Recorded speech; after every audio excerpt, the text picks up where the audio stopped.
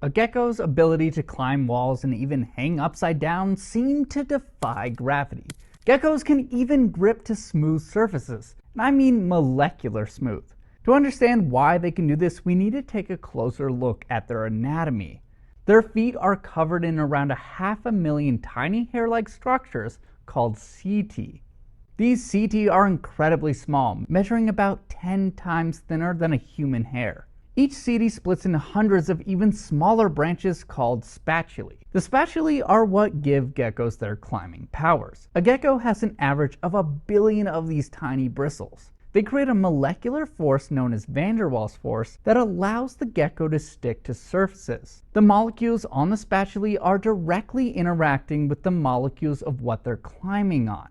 To understand van der Waals force, let's say you have two atoms. In the middle, there is a positively charged nucleus, and surrounding it are negatively charged electrons. These electrons rotate around the nucleus. And in this perpetual dance, the electrons occasionally sway to one side, causing the atom to develop positive and negative sides. When another atom mirrors this behavior, an attractive force like a magnet arises between them. Now multiply this interaction by the multitude of spatulae on a gecko's feet, and you have a force to be reckoned with. Biologists estimate that gecko feet could support up to 290 pounds if every spatulae were interacting at once. But don't worry, geckos know how to let go too.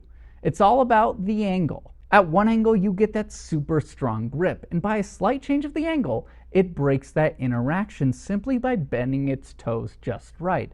Kind of like if you were palming a basketball by releasing the tension in your fingertips, it simply lets go. While a piece of tape loses its stickiness after one use, a gecko's foot never loses grip. A gecko's lineage dates back over 200 million years ago. That's older than dinosaurs, by the way, giving them plenty of time to fine-tune super grip. But what's interesting is they didn't evolve this super grip just once. Through convergent evolution, 11 branches evolved this climbing ability independently of each other. Since their feet evolved many times over, we can learn the factors specific to replicate this grip. Geckos have inspired technology like medical adhesives, and the Department of Defense has developed a set of paddles that could help soldiers climb up walls like Spider-Man. So if you want to start climbing walls, you gotta start from the get-go.